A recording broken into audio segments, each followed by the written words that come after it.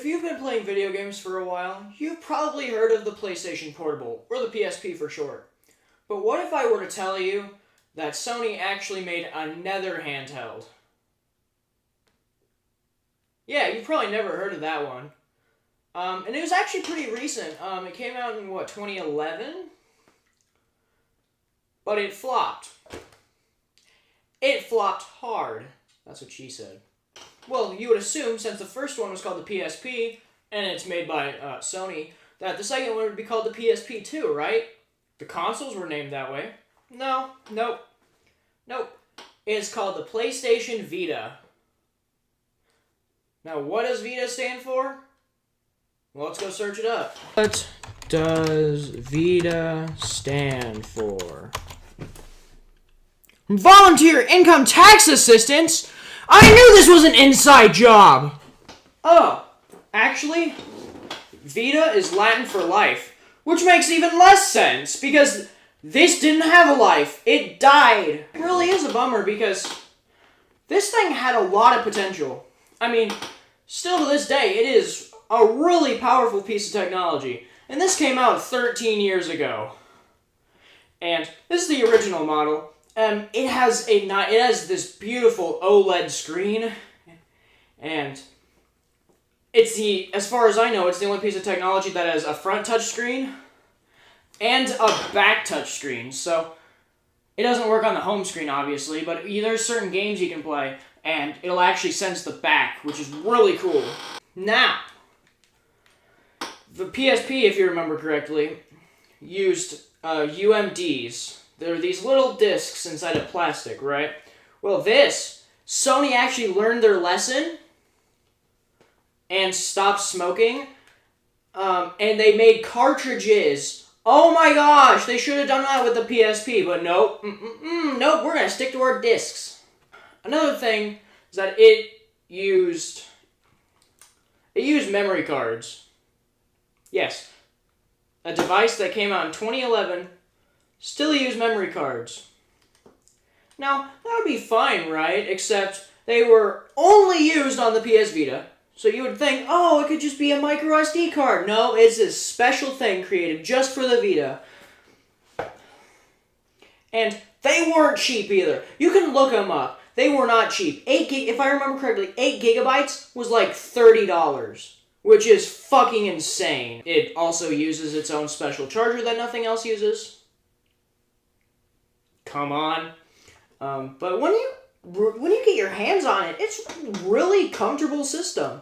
It feels really quality, which is something the 3DS didn't really have, in my opinion. This is a PS Vita case. Does it look familiar? Well, yeah, that's because it's a miniature PS4 game case. It's kind of cool, actually. You won't be able to see it on camera, but you just gotta believe me when I say this is a beautiful screen.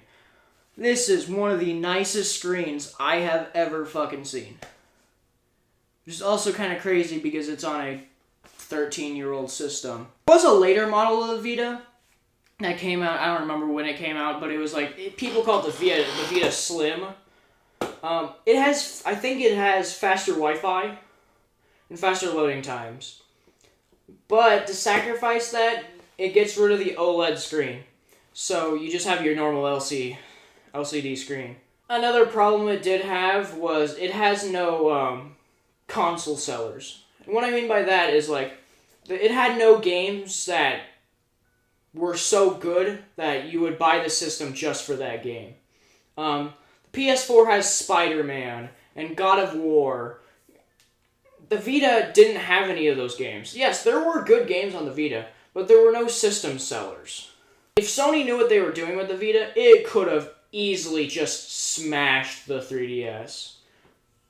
But they didn't know what to do with it, so it didn't. They just sat on the backlog and failed. There was also a variant of the PlayStation Vita, which was released to be kind of like a budget version of the Vita, I guess, called the PS TV. Not to be mixed up with the PlayStation 1, which also hooks up to the TV, or the monitor PlayStation made for the PS3. No, it's its own little. It's a little box.